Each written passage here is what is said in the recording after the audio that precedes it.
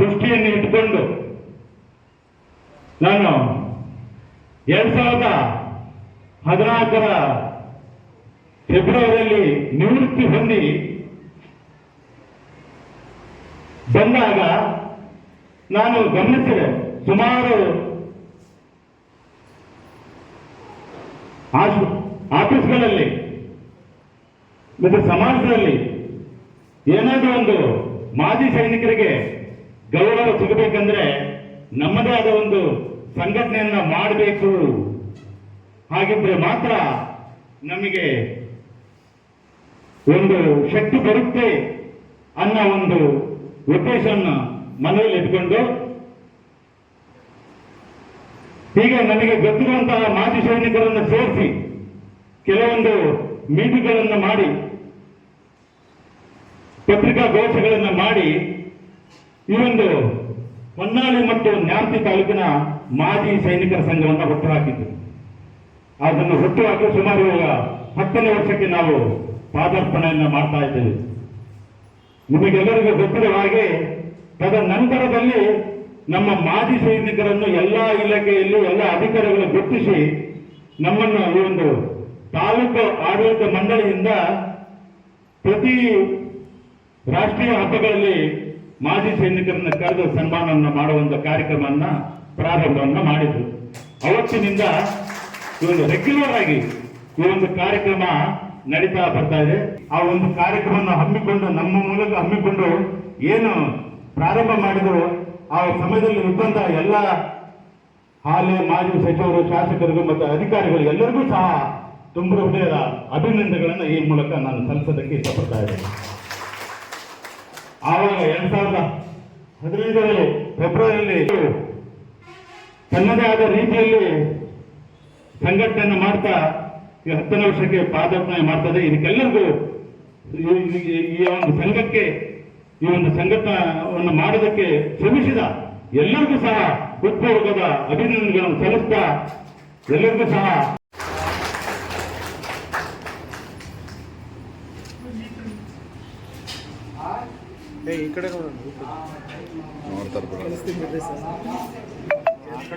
ದೀಪ ಬೆಳಗುವುದರ ಮೂಲಕ ಈ ಕಾರ್ಯಕ್ರಮಕ್ಕೆ ಚಾಲನೆ ಕೊಟ್ಟಂತ ಎಲ್ಲ ಗೌರವಾನ್ವಿತ ಅತಿಥಿಗಳಿಗೆ ತುಂಬ ಹೃದಯದ ಧನ್ಯವಾದಗಳು.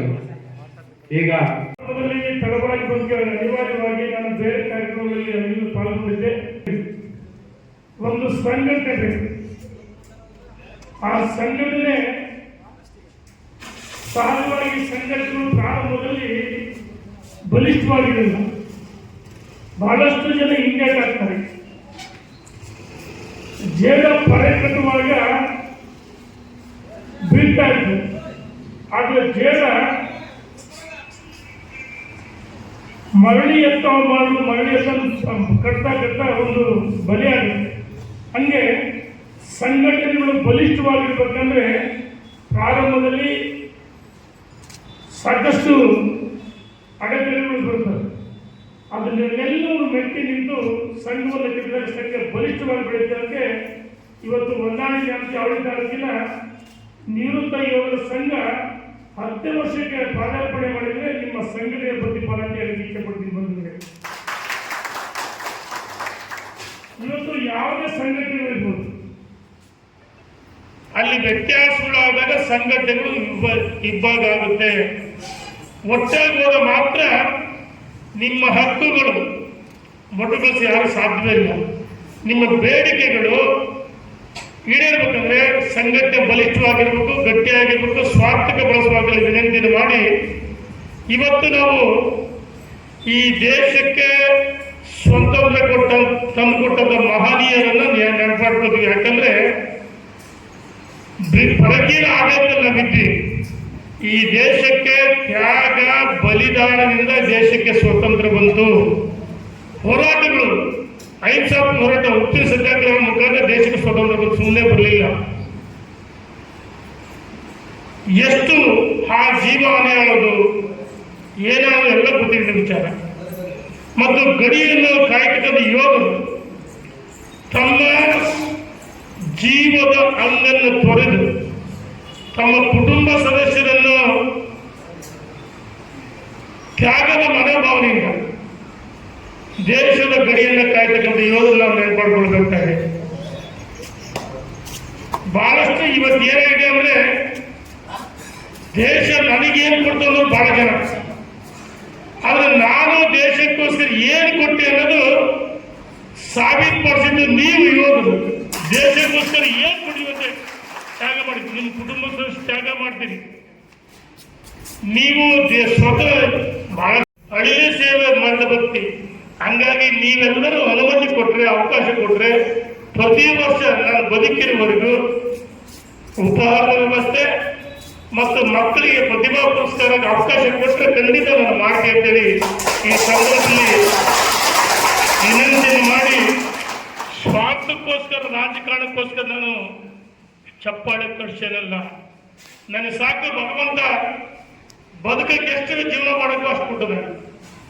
ಹುಡ್ತಾನ ಶ್ರೀಮಂತಲ್ಲ, ಒಬ್ಬ ರೈತನ ಮಗ, ಶಿಕ್ಷಕನ ಮಗ. ಹೌದು, ಏನೋ ನಿಮ್ಮೆಲ್ಲರ ಆಶೀರ್ವಾದ 3 ಬಾರಿ ಶಾಸಕನಾಗಿ ಸಚಿವನಾಗಿ ಕೈಲಾಪಟ್ಟಿ ಕೆಲಸ ಮಾಡಿದ್ದೀನಿ.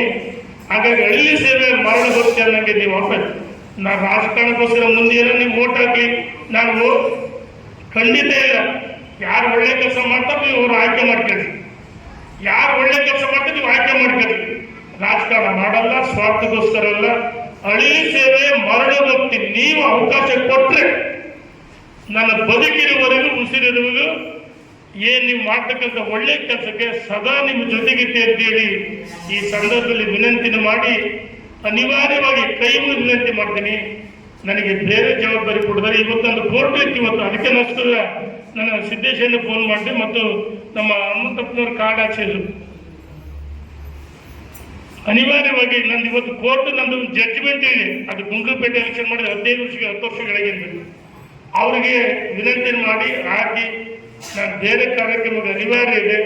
ನಿಮ್ಮಲ್ಲಿ ಕೈ ಮುಗಿದು ಪ್ರಾರ್ಥನೆ ಮಾಡಿದೆ. ಏನಪ್ಪ ರೇಣುಕಾಚಾರ್ಯ ತಡವಾಗಿ ಬಂದರು, ಭಾಷಣ ಮಾಡಿದ್ರು. ರೈತರ ಬಗ್ಗೆ ಮತ್ತು ಸೈನಿಕರ ಬಗ್ಗೆ ಹೇಳಿದ್ರಿ. ನಮ್ಮ ಭಾರತ ದೇಶದೆಲ್ಲ ನಿವೃತ್ತ ಸೈನಿಕರು ಪ್ರತ್ಯಕ್ಷವಾಗಿ ಪ್ರತ್ಯಕ್ಷವಾಗಿ ವಂಚಿತರಾಗಿದ್ದಾರೆ.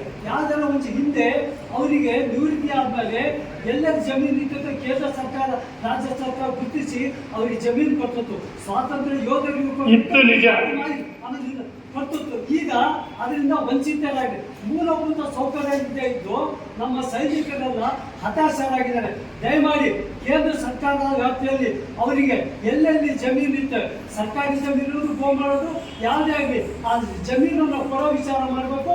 ಗ್ರಾಮೀಣ ಪ್ರದೇಶದಲ್ಲಿ ತಾಲೂಕು ಮಟ್ಟದಲ್ಲಿ ಗ್ರಾಮೀಣ ಪ್ರದೇಶ ರೈತರಿಗೆ ಜಮೀನಾಗಲಿ ಜಾಗ ಆಗಲಿ ನಿವೇಶನ ಆಗಲಿ ಅವ್ರಿಗೆ ಕೊಡೋ ವ್ಯವಸ್ಥೆನ ನಾವು ಮಾಡಬೇಕು. ಅದೇ ಥರ ಹೊನ್ನಾಳಿ ಮತ್ತು ನ್ಯಾಮತಿ ತಾಲೂಕಿನ ವ್ಯಾಪ್ತಿಯಲ್ಲಿ ಈ ಮಾಜಿ ಸೈನಿಕರಿಗೆ ಅಲ್ಲಿ ಒಂದು ಜಾಗ ನಿವೇಶನ ಮತ್ತು ಬಿಲ್ಡಿಂಗ್ ಕಟ್ಸ್ಕೊಳ್ಳೋದು ಮತ್ತು ಹೊನ್ನಾಳಿಯಲ್ಲಿ ಕಟ್ಸೋಣ ವ್ಯವಸ್ಥೆನ ತಾವು ಪಕ್ಷಭೇದ ಮರೆತು ತಾವೆಲ್ಲ ಇದು ಮಾಡಬೇಕು.